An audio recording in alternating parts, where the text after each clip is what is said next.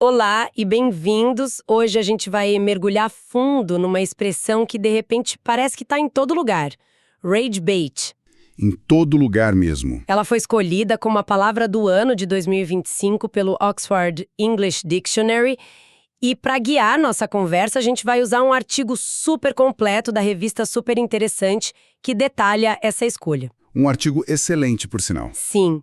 A nossa missão aqui é desvendar não só o que rage bait significa, mas por que esse termo explodiu justo agora, sabe? E o mais importante, o que essa escolha revela sobre a nossa vida digital. Ok? Vamos analisar isso a fundo. E é um ótimo ponto de partida, porque essa coisa de palavra do ano às vezes soa como uma curiosidade, né? Mas raramente é só isso. Verdade. Funciona mais como um termômetro cultural. Quando uma expressão como rage bait ganha esse destaque, é um sinal claro de que algo bem fundamental mudou no jeito que a gente se comunica e, principalmente, em como a atenção é disputada online. Não é só sobre uma palavra nova, então. É sobre um comportamento que ganhou nome. Exato. É um fenômeno. Bom, para a gente começar a desembrulhar isso, vamos para a definição oficial que o artigo traz, direto da fonte do Oxford English Dictionary. Rage bait é, basicamente, conteúdo online concebido deliberadamente para suscitar raiva ou indignação. E continua, né? Sendo frustrante, provocativo ou ofensivo. Isso. Para mim, a palavra mais importante dessa definição é deliberadamente. Ah, sim. Não é um conteúdo que, sem querer, irrita as pessoas. A irritação é o projeto, é a matéria-prima. O artigo até complementa que o propósito final é sempre aumentar tráfego, aumentar engajamento. Ou seja, a raiva não é o fim, é o meio. É o meio. É uma ferramenta de marketing, por mais bizarro que isso possa parecer. É uma isca de raiva, traduzindo literalmente. E a primeira coisa que me veio à cabeça, claro, foi o clickbait. A gente já conhece esse há anos. Sim, um velho conhecido. Aquelas manchetes sensacionalistas, as listas que nunca entregam o que prometem, mas parece que tem uma diferença crucial aqui. O clickbait parece quase ingênuo perto do rage bait. Qual é a virada de chave? Essa é a distinção fundamental. O clickbait, ele joga com a nossa curiosidade. Você não vai acreditar no que aconteceu em seguida. Exato. Ele te promete uma informação, um segredo, e o objetivo dele é só o clique, um ato quase mecânico. O rage bait vai num lugar muito mais visceral. Ele não quer a sua curiosidade, ele quer o seu sistema nervoso. Sequestrar as emoções. Eu li essa expressão no artigo e ela é muito forte. Porque não é mais sobre convencer com o argumento. É sobre provocar a um ponto que o nosso raciocínio fica para trás. E é exatamente essa virada que o Casper Grathwohl, que é o presidente da Oxford Languages, aponta no artigo. Ele diz que a internet passou de capturar nossa atenção para sequestrar e influenciar nossas emoções e como reagimos. É uma mudança de tática total. Total. A plataforma não quer mais o nosso consentimento racional. Ela quer a nossa reação instintiva. Um comentário raivoso, um compartilhamento indignado, tudo isso para o algoritmo é ouro. Sinaliza que o conteúdo é relevante. A indignação virou uma métrica de sucesso. Vale mais que um like silencioso ou um clique pensado. E essa reação à raiva é um combustível muito mais poderoso para engajamento, né? A curiosidade se resolve com um clique. A raiva não. Ela exige uma resposta, um desabafo, ela nos força a participar. Com certeza. A indignação cria lados, gera debate, mesmo que seja um debate completamente tóxico. E para as plataformas, olha, um post com 1000 comentários de briga é infinitamente mais valioso do que um post com 1000 likes pacíficos. E aí o algoritmo mostra para mais e mais gente, criando aquela bola de neve. Pois é. O artigo descreve isso como o grande motor da polarização. E faz todo sentido. O rage bait não cresce em ambientes de consenso. Ele precisa da discórdia para viver. E os números que o artigo mostram deixam claro que isso virou uma estratégia dominante. Não é mais coisa de nicho. A Oxford University Press registrou que o uso da expressão rage bait triplicou só em 2024. Triplicou. É um crescimento absurdo. Isso significa que as pessoas não estão só caindo nisso, elas estão começando a identificar o fenômeno. a nomear. E esse ponto é fundamental. A popularização do termo é, em si, uma forma de defesa, entende? Quando você sabe o nome da tática, fica mais fácil reconhecer e não cair nela. É como aprender o truque do mágico. Perfeito. O próprio Grathwohl, que é citado no artigo, diz isso. O aumento no uso da expressão nos torna mais cientes das tentativas de manipulação. A gente está desenvolvendo um vocabulário para descrever as disfunções do nosso ambiente digital. Sabe, essa ideia de sequestrar emoções ainda pode soar um pouco teórica. Mas quando a gente para pensar, a gente vê isso o tempo todo. O artigo trouxe uns exemplos do dia a dia que, para mim, deixaram tudo muito claro. Os exemplos são ótimos. O primeiro é quase ridículo de tão comum. Os anúncios de jogos de celular. Nossa, esses são um exemplo perfeito. É o rage bait em sua forma mais pura e comercial. Totalmente. Você vê lá o anúncio de um jogo que parece super simples, tipo encaixar um bloco ou salvar um personagem. Só que a pessoa no vídeo joga da pior maneira possível. Comete erros óbvios, infantis. Sim, erros que te deixam gritando com a tela do celular. Não é aí, é do outro lado. Exatamente. É uma engenharia da frustração. A pessoa sente uma necessidade quase física de ir lá e corrigir aquele erro. E qual é a solução mágica oferecida? Baixe o jogo e mostre como se faz. É genial e diabólico. A isca não é a diversão, é a irritação que o anúncio causa. E funciona. Eu confesso que já senti essa irritação. A gente vê o anúncio e pensa, não é possível ser tão ruim assim. E quando vê, já está com o dedo no botão de instalar. A isca funcionou perfeitamente. Eles transformaram a nossa impaciência em downloads. Exato.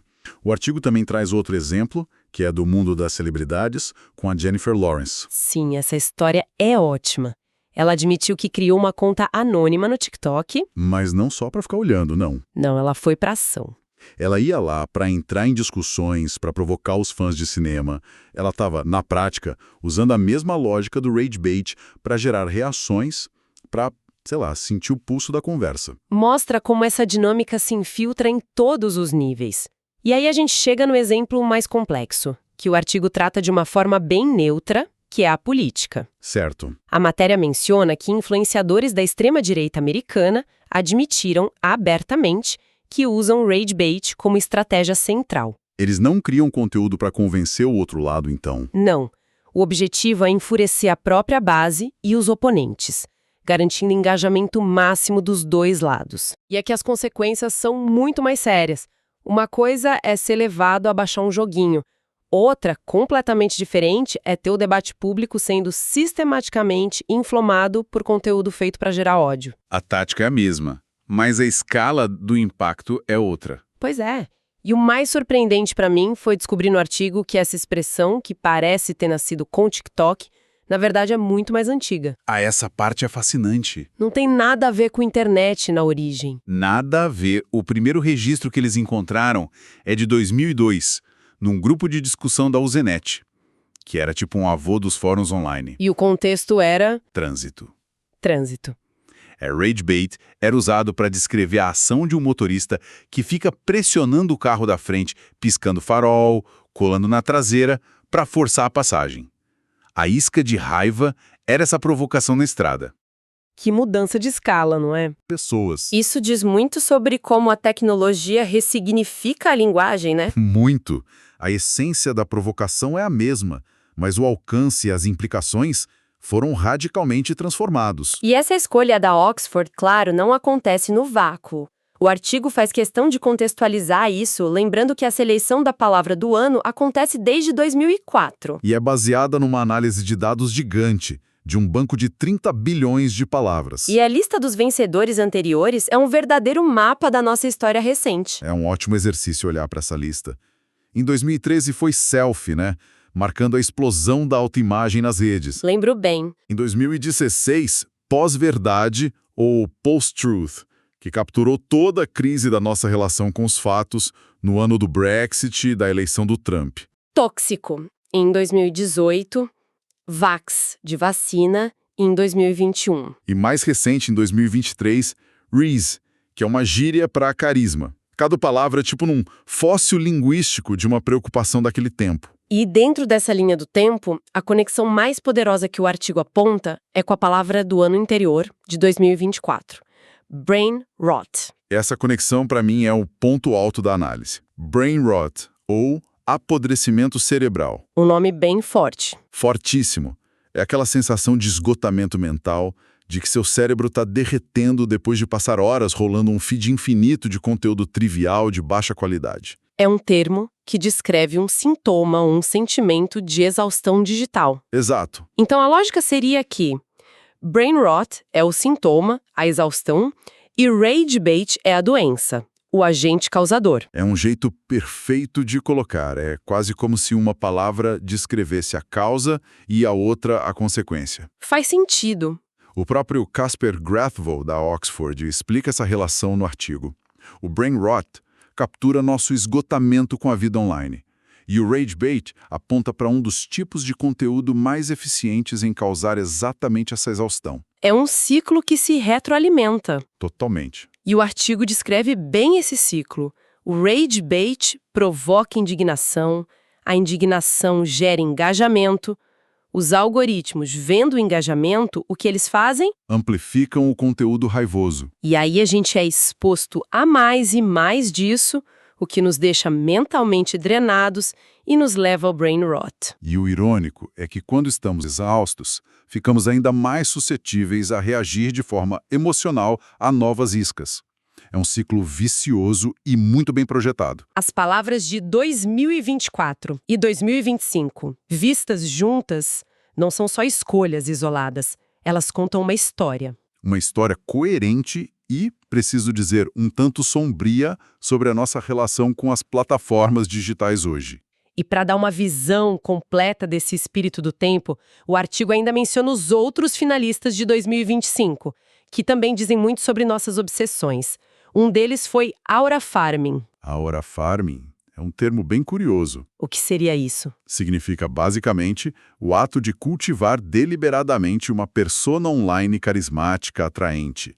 Quase como se a aura de uma pessoa pudesse ser fabricada e otimizada para as redes. Interessante. O artigo diz que o termo viralizou por causa de um vídeo de um garoto indonésio que tinha uma vibe tão boa que todo mundo queria imitar. O outro finalista foi Biohack, que já é mais conhecido. Sim, as tentativas de otimizar o corpo e a mente, geralmente com tecnologia, suplementos, rotinas extremas. Coisa dos magnatas do Vale do Silício, né? Obcecados em viver para sempre.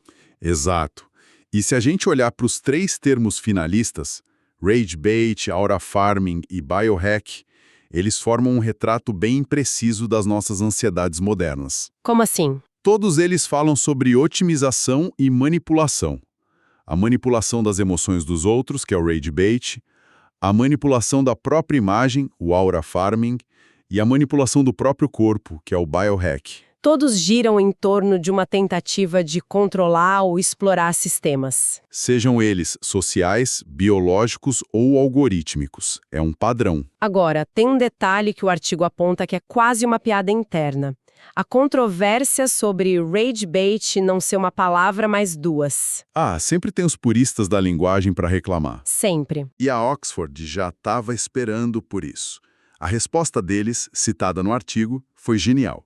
No comunicado oficial, eles brincaram. Eu vi isso. Nós prometemos que não estamos fazendo rage bait com vocês ao escolher duas palavras. Muito bom. E a justificativa séria é que a expressão funciona como um conceito único. Uma unidade de significado, não dá para separar. E o artigo lembra bem que essa não é a primeira vez que a escolha causa polêmica. Em 2015, a palavra do ano foi o emoji de lágrimas de alegria. Imagino a fúria dos tradicionalistas na época. Nossa! Mas isso só mostra como a linguagem é uma coisa viva, que evolui. Um emoji hoje pode carregar mais significado do que muitas palavras. E uma expressão composta como rage bait define um fenômeno cultural de forma muito mais precisa do que um único termo conseguiria. As instituições precisam acompanhar essa evolução, senão perdem a relevância. Exato. Chegando ao final, a pergunta que fica é: por que isso importa? Por que dedicar tanto tempo, tanta análise para eleger uma palavra do ano? O artigo fecha com uma citação do presidente da Oxford, que eu achei muito lúcida. Ele diz que a palavra do ano nos dá uma chance de dar um passo para trás do barulho do dia a dia e refletir sobre quem nós somos e em quem estamos nos transformando. É um momento de reflexão. Sim, ele cita escolhas do passado como o podcast ou a própria selfie. Na época podiam parecer modismos, mas hoje são parte da nossa cultura. A escolha não é sobre consagrar um termo para sempre, mas sobre usar a linguagem como um espelho. Uma conversa sobre linguagem que, no fundo, é uma conversa sobre nós mesmos. E poucas expressões parecem ser um espelho tão preciso e, ao mesmo tempo, tão desconfortável do nosso momento quanto Rage Baits. Um espelho desconfortável, mas necessário. Nomear o problema é um primeiro passo para começar a lidar com ele. Então, para a gente amarrar tudo, o que tudo isso significa? Depois dessa análise, fica claro que Rage Bait é muito mais do que uma gíria da internet. É um sintoma. Um sintoma de um ecossistema digital que descobriu que a indignação é uma das coisas mais lucrativas que existem. Exato. A análise do artigo mostra uma evolução perigosa na economia da atenção. A gente saiu do apelo à curiosidade, do clique aqui para saber mais, para a provocação emocional direta, do fique com raiva disso para nós ganharmos mais. E as consequências disso para o diálogo, para a nossa saúde mental, são enormes. Gigantescas. E isso nos deixa com uma reflexão final, que vai um pouco além do que está no artigo, mas que ele inspira totalmente. Se Rage Bait é uma isca, e é uma isca projetada por sistemas muito inteligentes para nos fisgar pela emoção, Uma isca quase perfeita. quase perfeita, que tipo de alfabetização emocional e digital a gente precisa desenvolver para navegar nesse ambiente sem ser constantemente manipulado? E pensando de forma mais ampla. Que tipo de sociedade a gente está construindo quando o diálogo público é cada vez mais mediado por algoritmos que recompensam a indignação, mesmo que seja uma indignação fabricada? É uma pergunta pesada. A conversa sobre Rage Bait acaba sendo uma conversa sobre o futuro da nossa convivência.